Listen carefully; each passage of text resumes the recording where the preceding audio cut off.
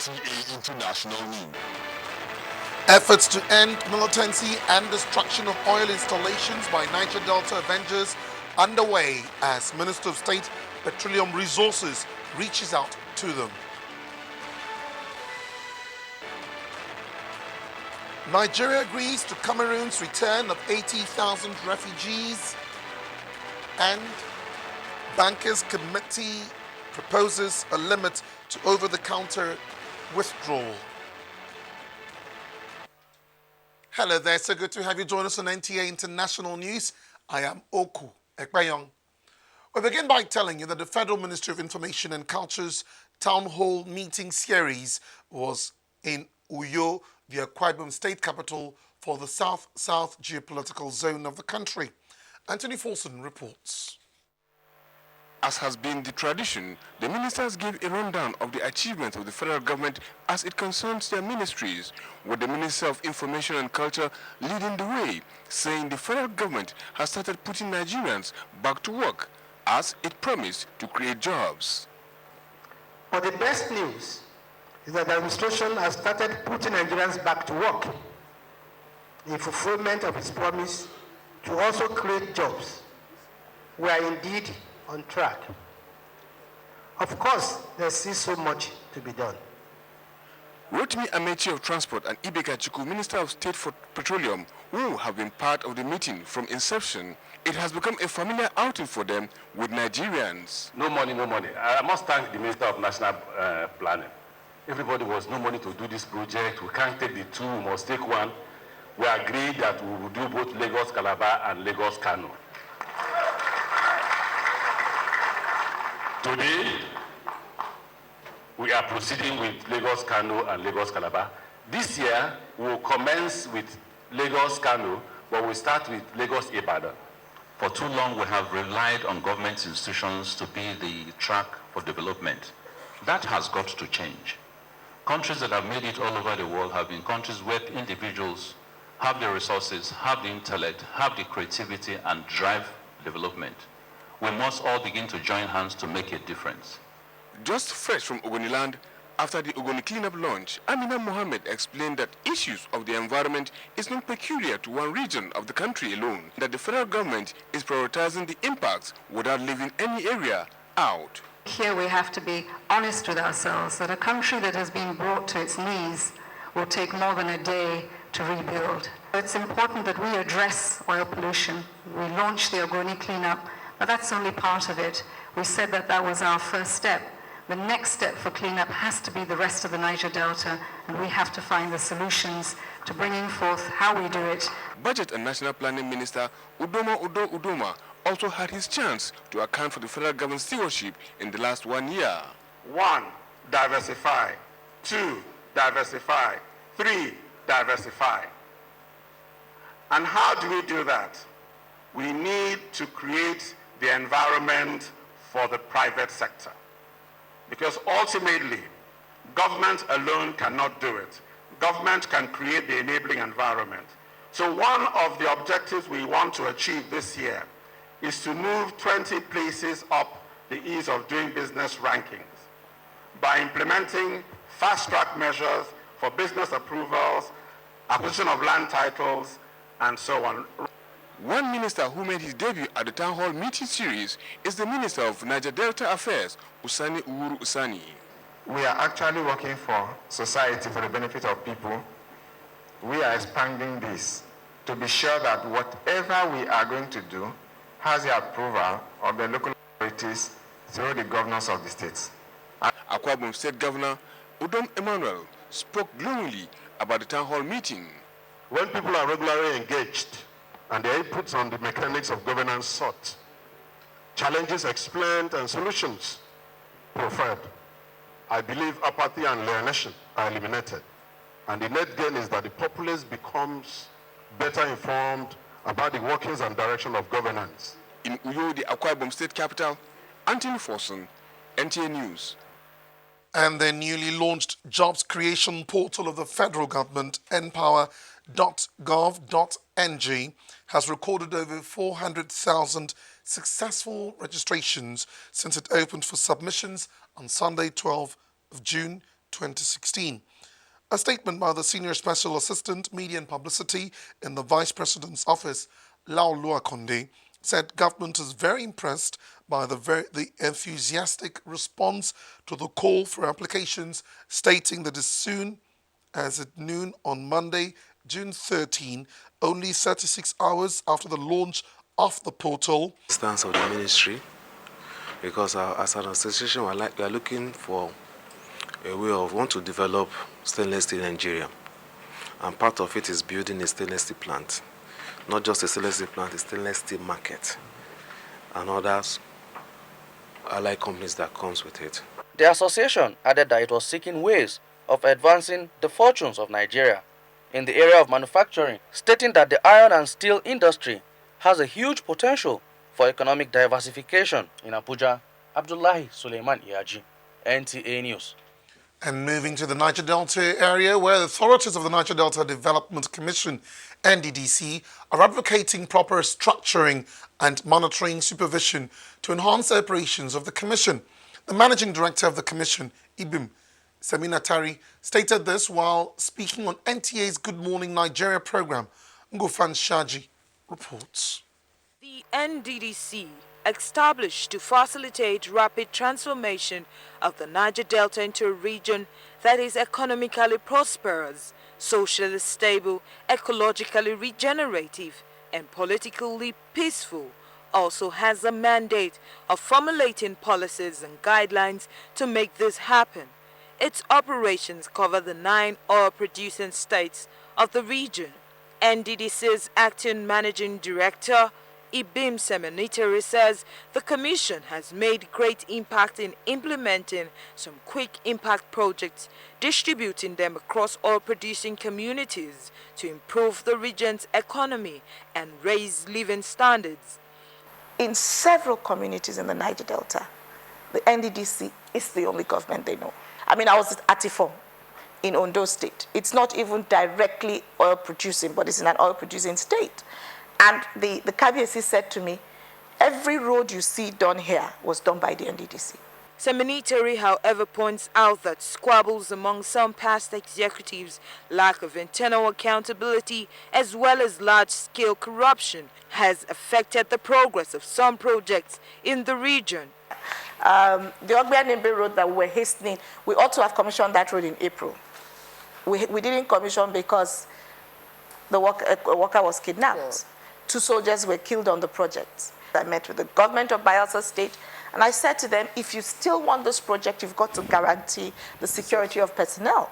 President of the Council for the Registration of Engineers in Nigeria, Koren Kashim Ali, pointed out possible areas of attention to quicken the achievement of positive results in the region through the activities of the NDDC. We have a stakeholders meeting again of key stakeholders, not in their own places, in your own office. Bring them where you have control over their conduct. And they say, look, so if someone is making noise that you have not, like someone will say, my community is crying. You now show him the one that should be crying more. There should be some form of equity. In Abuja, Gufan Shaji, NTA News. Staying with the Niger Delta, historical maps of Calabar drafted in 1894 by Roger Casement, a diplomatic officer, have been presented to the Director General, National Commission for Museums and Monuments, Malam Yusuf Usman, in Abuja. Lydia Bassett reported that the presentation was done by Sean Hoy, Ambassador of Ireland to Nigeria, and Paul Arkwright, British High Commissioner to Nigeria.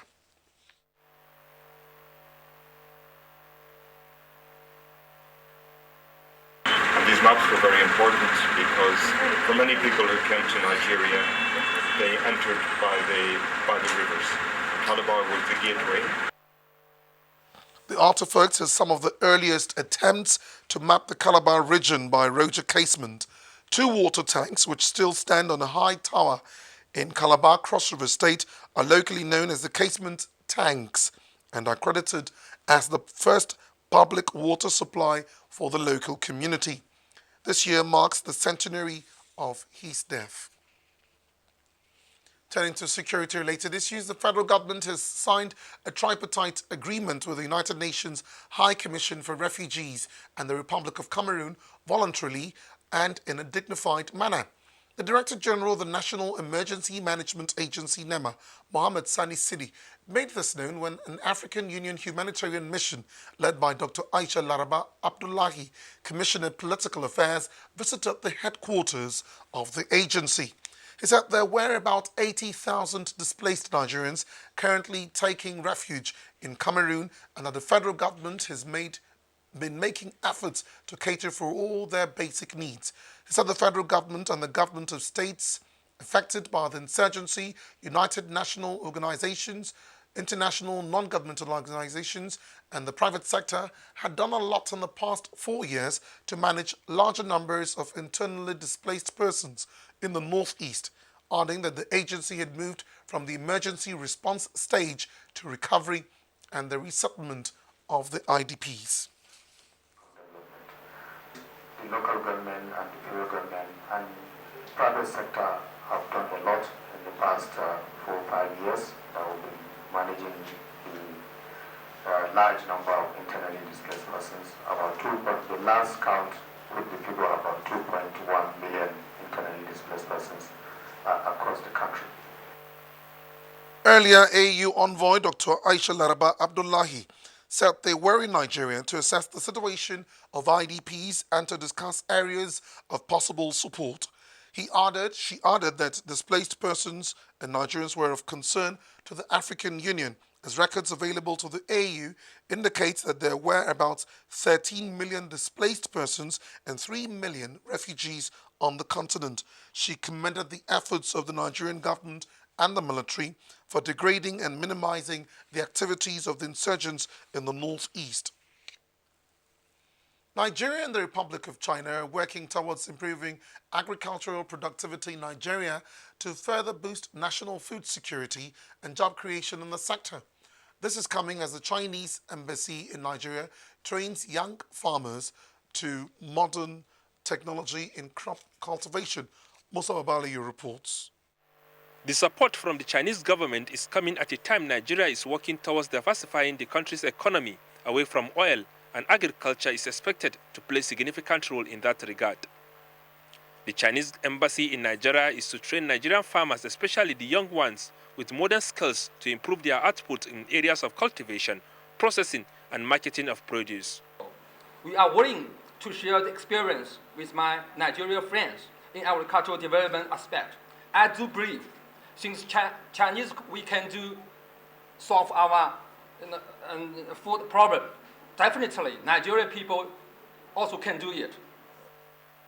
Permanent Secretary, Federal Minister of Agriculture, said the training program is equal to the promise earlier made to Nigeria by the Chinese government to support the country attain self-sufficiency in food production. Continue to be training our staff in the ministry. So when they acquire this knowledge, we are going to make them train all our staff in the Ministry of Agriculture so that we can have technicians and experts in the agricultural development. Agricultural experts from the Federal Ministry of Agriculture are the first beneficiaries of the training exercise. In Abuja, Musa Baba Aliyu, NTA News. Talking politics now, the leadership crisis in the People's Democratic Party deepens as Senator Ali Modu Sheriff takes over the party's national secretariat, declaring the Merkrifi-led caretaker committee as illegal. Correspondent Abdullahi Garabrenin Kudu reports. Ranking in political leadership as it stands. There was a mild drama as Senator Ali Modu Sharif, accompanied by Professor Wale Oladipo and Mr. Patai Adewale, both members of the embattled National Working Committee, attempted to enter the National Secretariat. They were stopped by the police on the order of the Inspector General of Police. After what he called consultations with the IG, Senator Sharif returned and was allowed in. He addressed journalists, restating that he remains the PDP chairman. There is nothing like caretaker. I remain the authentic chairman unless the laws of our land, if the courts make a pronouncement and say that Ali Sharif is not the chairman, I will obey as I always obey them. Ali Sharif don't want to be chairman. They begged me to be a chairman. Reacting to the situation, the PDP Board of Trustees, which only last week handed over the Secretariat to Senator Makarfi Interim Committee, described Sharif's action as undemocratic. The party is supreme. The party is above every member. We'll still sit down to talk. But if this persists, it will not augur well, and for a kind of decision to be taken.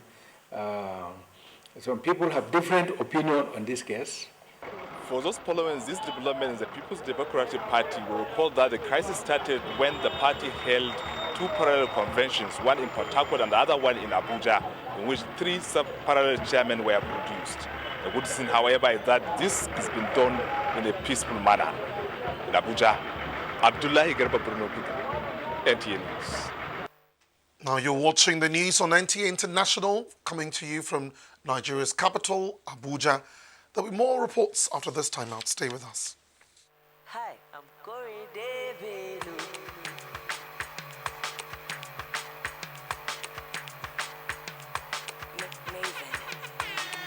Okay, guess what? The police force is more efficient and more proactive than ever. All we need to do is trust the police and partner with the police. I don't get that lot. God do it. The police is here to protect and serve you. All they need is your cooperation. They be one for my hand, but God do it. So I'm calling on all communities to cooperate with the police to ensure fast response in case of any emergency. Police na your friend, though. If you no call police, who you want call?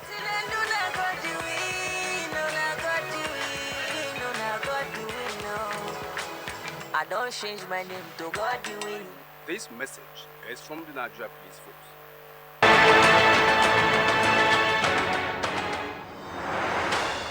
So NTA International, persons living with albinism in Nigeria have decried continuous discrimination and stigmatization, which have caused untold hardship to them. Adebola Brixlin-Sonda reports that persons living with albinism, while marking the World Albinism Awareness Day, called on Nigerians to support them and give them the environment to realize their potentials. But my history came from my grandfather. Although 30-year-old Vivian Anyadufu has both parents black, she says she has faced a lot of discrimination and stigmatization right from her teenage. Experience that, threat, names, yes. But the main thing is that I don't see myself as an albino. So if you call me that name, if I have the person, I'll fight you. Mariam Jeremiah is a mother of a child living with albinism. But they taught us they should allow them to go into the sun. And whenever they're going to school, she made sure to cover them with cap. Use cap or umbrella, cover them. Don't expose their skin on the sun. For some others who did not take these precautionary measures, skin cancer is the major challenge they face, which the foundation explains informed the choice of the theme, addressing health issues in albinism, need for stakeholders' intervention, a theme that instantly got the sympathy of the National Hospital to reinstate the skin cancer-free treatment. We continue to admit them, we continue to provide what we have to treat them. We need the support also of NGOs, of business entities, of others who can do corporate social responsibilities to support what National Hospital and the government in particular is doing. The treatment have been reinstated. The second strategy is to go the same way we went before to ensure that they get their money out of Ministry of Finance. It is not the Albino Foundation that is owing them. It is the federal government. That's the agreement we had. And the federal government have not reneged. Currently, there are about 6 million Nigerians living with the ocular cutaneous and ocular albinism. In Abuja, Adebola Brixlin-Sonda, NTA News. Time now to do business, and Chiazala Mekie is standing by with some stories from the financial sector. Many thanks for joining us on this segment of the news. A proposal to limit over-the-counter cash withdrawal by bank customers to 10,000 naira has been tabled before the Central Bank of Nigeria. The Subcommittee on Payment System and Infrastructure of the Bankers Committee disclosed this. Deposits taken by banks declined by 1.029 trillion naira between April 2015 and April 2016. This is according to the Nigeria's Apex Bank, who attributed the decrease to the introduction of the Treasury Single Account System. Meanwhile, as the call for Nigerians to patronize made-in-Nigerian goods intensifies, some local manufacturers have suggested for a more favorable business environment and amenities to ease the cost of doing business in Nigeria. It's like you practically provide all the infrastructure that you need. You provide your water, we have even provide access road to where we are working, even provide the infrastructure for the so-called public power that we'll never get. So all this impact to costs. And if you don't address them, it's difficult for any Nigerian produced goods to be cheap. And OPEC has forecast that the world oil market will be more balanced in the second half of the year as outages in Nigeria and Canada bites harder. OPEC in its monthly report said its production fell by 100,000 barrels per day in May. And trading on the Nigeria's equities market closed this Monday on a negative note. The equities market has been bearish for a couple of days now. And that concludes business segment at this time. I'm Chiazala Mekie. The news continues. Please stay with us.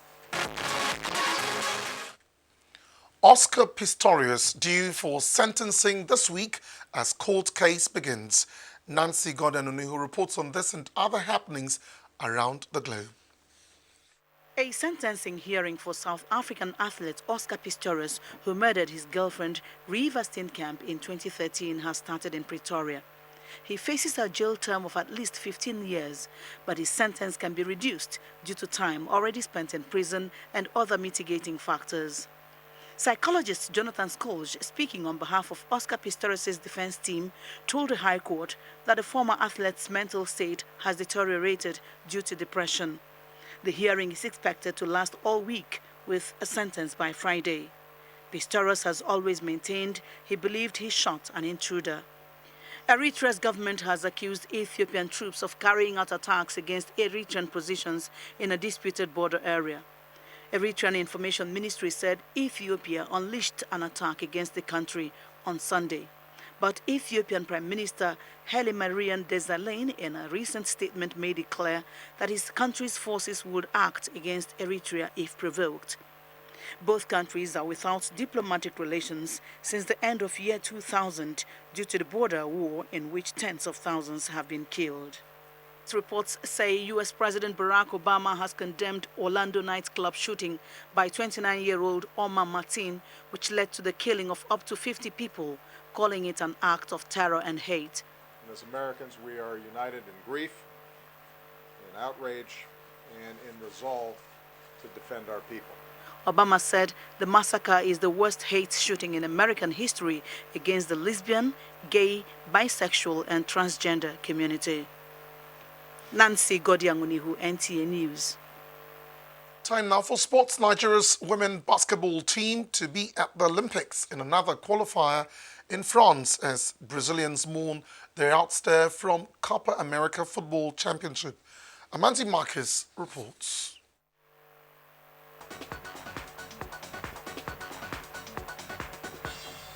Nigeria's women basketball team, the Tigers, will on Tuesday play South Korea in their second match at the FIBA Women's Olympic Qualifying Tournament in Nantes, France. The competition holds from June 13 to 19, with 12 countries competing for 5 Olympic basketball slots, and Nigeria are in Group C with Belarus and South Korea. Austrian Dominic Thiem became the first player to win 2 titles on 2 different surfaces this year when he defeated Philippe Koch-Reiber to win the Mercedes Cup in Stuttgart on Monday. The French Open semi-finalists won 6-7, 6-4, 6-4 after their final on the grass courts had been halted by rain before the first set tie-break on Sunday.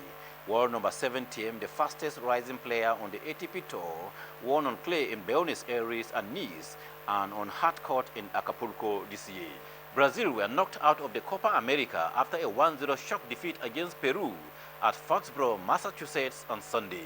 Raul Ruidiaz scored a contentious close-range effort for Peru in the 75th minute, which had the referees deliberating for about 4 minutes before play resumed. Today, everybody saw the handball. There is nothing we can do. If there isn't the footage to get all the information from, all your work can be thrown out by one mistake. Ecuador booked their spot in the Copa America quarterfinals with a 4-0 win over Haiti in Group B. Group B winners Peru will now face Colombia on Friday at East Rutherford, where Ecuador will face hosts USA on Thursday. With Sports News Update, Amanzi Marcus, NTA News. Let's now have a look at Tuesday's weather prospect in Nigerian and some world cities.